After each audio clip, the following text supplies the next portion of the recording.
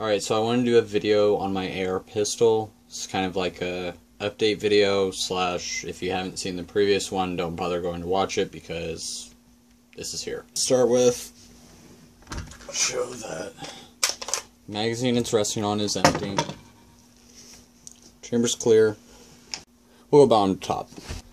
JMT polymer lower. 80% lower. I milled it out, drilled it, stamped it. That way it's identifiable to me.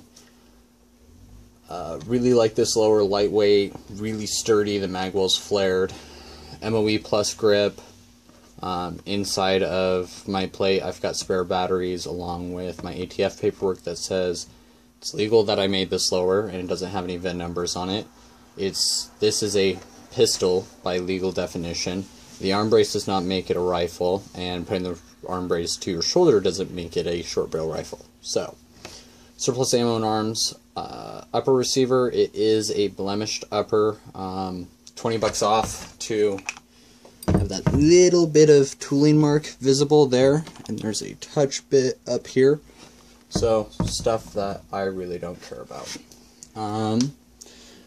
It's a CM-MG lower parts kit. I went with that because the trigger select is directionally cut. I polished the trigger up, put JP Enterprise 3.5 springs on it, anti-rotational pins. See, everything else is standard.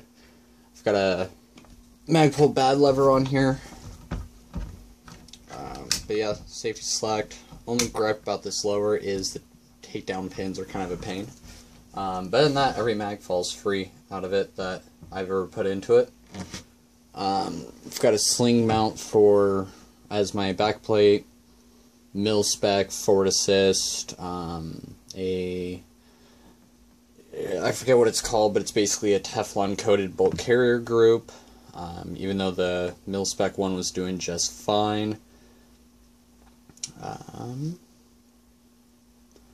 Got a pistol buffer tube with a standard buffer spring and weight. I've got the SIG arm brace on here.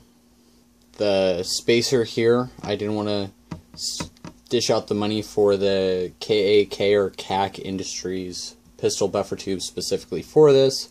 So I took some PVC pipe, put it on, well, painted it, put it on, snugged everything up, works great, doesn't move, doesn't budge, puts the stock out to the position I normally run it in.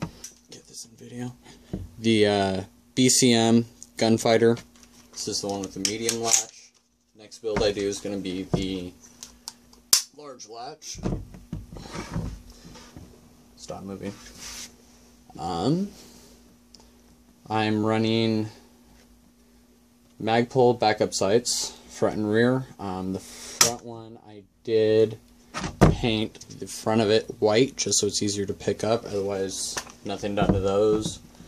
Lightweight, reliable.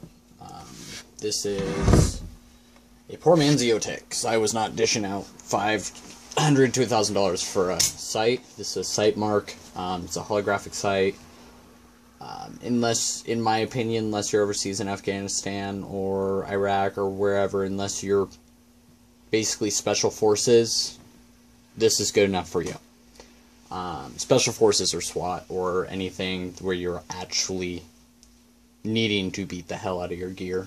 I've got a 10.5 inch barrel. Barrel ends right here, and the rest of this is a flash hider.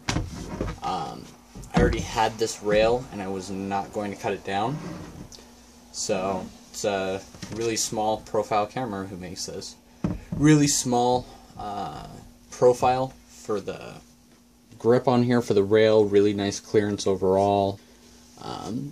Standard, or a Troy Industries low profile gas block along with a gas tube.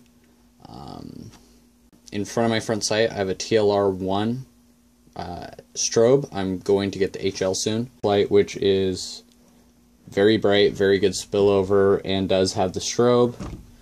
I do have the Magpul angled foregrip on here and also the paperwork in there for it.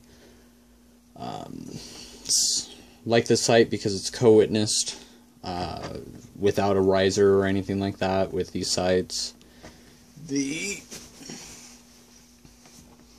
And as you can see, the clearance on here, extremely close, which I personally think looks very nice. I put the hand stop here and use the front side as a reference. That way I don't get any muzzle blast from the flash hider. It does blacken the inside.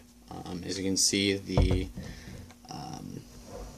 handguard is a little beat up, and I did that on purpose. It was all black, but obviously the slower's faded dark earth, so I went ahead and basically rattle canned it. I wanted this look out of it where it looks beat up, just I think it looks a lot better than it being super clean, because this is a tool and it is used. The part I like about this the most is this weapon is 300 AAC Blackout, 30 caliber round out of a 2.3 platform, except for the only difference is the barrel. Bolt carrier group, all the other parts on this are standard AR-15. Only thing that is specialty is the barrel itself. I'll do another video on ballistics for this round, but chambered in this opposed 223. I did that because I feel that 223 is underpowered round for what you would build something like this for, which this is truck gun. I have a concealed weapons permit, which allows me to have pistols loaded in the car.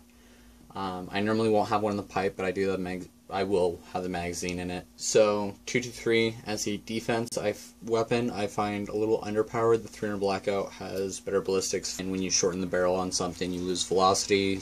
Not necessarily wanting to lose velocity on something that's underpowered. So this thing has been extraordinarily reliable. Not one factory load has been sent through this. Every round sent through this thing has been a hand load, like the one I just showed you. At the price of 300 Blackout, I've got 4 mags full of factory rounds, and that's my defense ammo. And that I'm not ever going to fire a factory round through this thing. So I know the ballistics off this versus the factory rounds. This thing's been very reliable. I don't know if it's because it's a cleaner burning powder, or if it's because it's less powder, or the fact that this was designed to be shot out of a 7.5 inch barrel, and this one's a 10.5. So after I had broken in the barrel and got this all sighted and stuff, I just didn't clean it for a while, and I went about between 3,000 and 4,000 rounds through this without any malfunctions. I never cleaned it, never added oil. Granted, I was using grease. Finally, it started to malfunction. It was not cycling the bolt all the way. All I did was run a barrel snake through this a couple times with some M-Pro 7, which is a non-solvent base carbon eliminator. I took a pipe cleaner down the gas block, and that's pretty much what the problem was. It created so much carbon in there that it finally malfunctioned. So went out, tested it after that, cycled 300 rounds, no problem, took it home, finally broke it down and cleaned it. That's the quick view at the update on the 300 Blackout.